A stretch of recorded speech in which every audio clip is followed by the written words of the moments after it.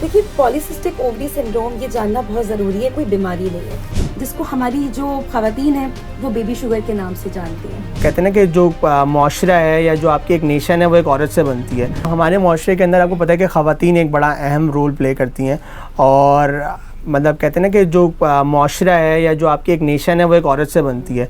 और I believe कि जो और आप बेहतर इसमें रहनुमाई फराहम कर सकती हैं कि ख़वातीन are at a greater risk to diabetes as well.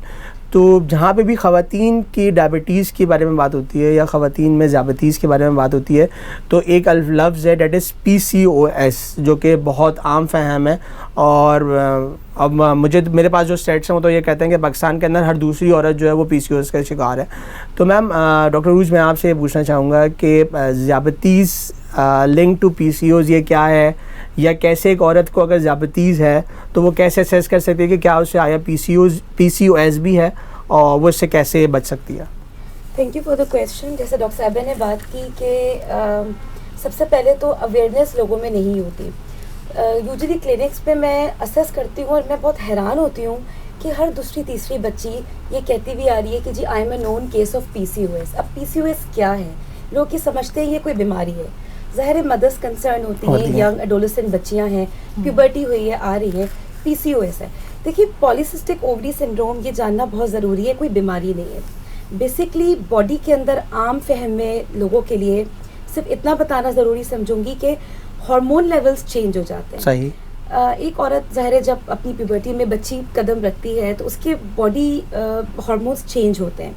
Sometimes periods irregular हो जाते हैं, एक्ने का होना, हेयर ग्रोथ होनी, पीरियड्स डिस्टर्ब होने, तो और स्पेशली इसका ताल्लुक ओबेसिटी से होता है।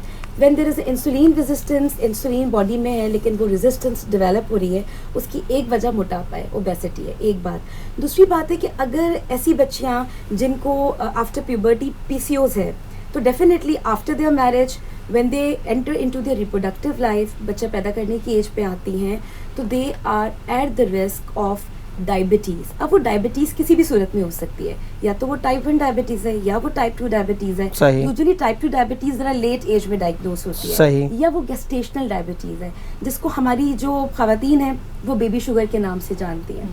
तो गेस्टेशनल डायबिटीज़ के वो इसलिए रिस्क पे होते हैं क्योंकि कहीं ना कहीं या तो वो PCOS का पहले से शिकार हो चुके होते हैं, या उनका BMI जो बॉडी मास इंडेक्स है, हाइट के हिसाब से उनका कितना वेट होना चाहिए वो ज़्यादा है। सही। सबसे बढ़ के हम एशियन एथनिसिटी से बिलोंग करते हैं, ये सबसे बड़ा अलमिया है हमारा।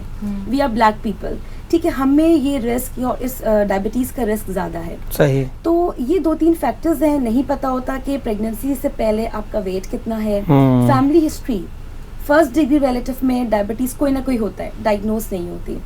तो मेरे ख्याल में ये एक अच्छा प्लेटफॉर्म है जिसमें मैं ये बताऊंगी कि प्लीज़ अपने बॉडी अपने अंदर के जो रिस्क फैक्टर्स हैं उसको पहचानिए। सही। ये देखिए कि क्या आप कैंडिडेट हैं। अगर आपको PCOS हैं तो प्लीज़ आप स्क्रीन कराएं खुद को।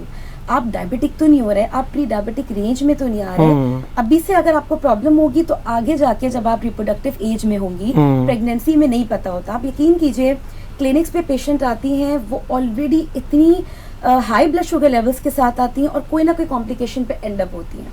एंड हमारा शायद ईटिंग स्टाइल भी ऐसा है, जो हम फूड कंज्यूम करते हैं, that ultimately leads to weight gain and PCOS as well, जिससे आपके पास सारे हार्मोनल चेंजेस हो रहे हैं। का कोई कॉन्सेप्ट नहीं है हमारी पॉपुलेशन में, तो इस चीज़ को हमें अवेयरनेस लोगों को देनी बहुत ज़रूरी है।